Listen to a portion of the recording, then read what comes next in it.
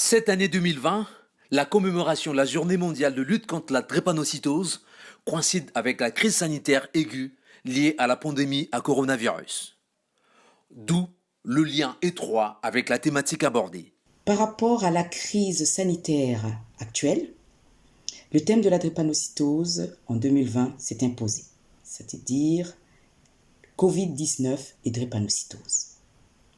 La reconnaissance de cette journée a été le combat acharné pendant des années et dans l'ombre des associations de lutte contre la drépanocytose, des médecins spécialisés, des patients et de leurs familles. Cette reconnaissance a été portée aussi par les premières dames du Sénégal et du Congo, Madame Antoinette Sassou Nguesso.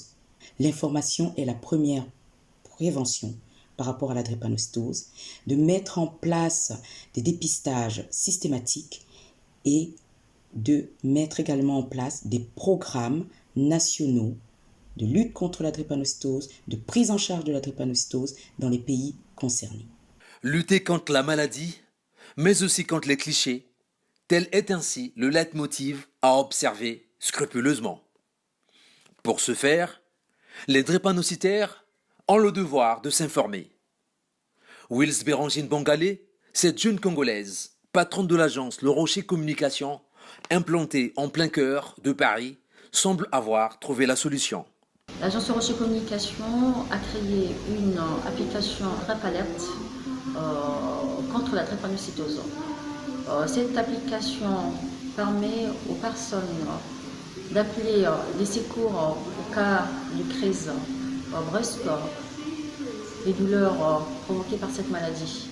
Cette application maintient une sorte de surveillance à distance à partir d'une cellule d'intervention, un système de géolocalisation activé. En cela, ça permettra aux personnes drépanocytaires de ne pas se sentir isolées ou abandonnées. Pour rappel, avec environ 150 millions de personnes concernées, la drépanocytose est la première maladie génétique au monde. 350 000 personnes en meurent chaque année sur la planète.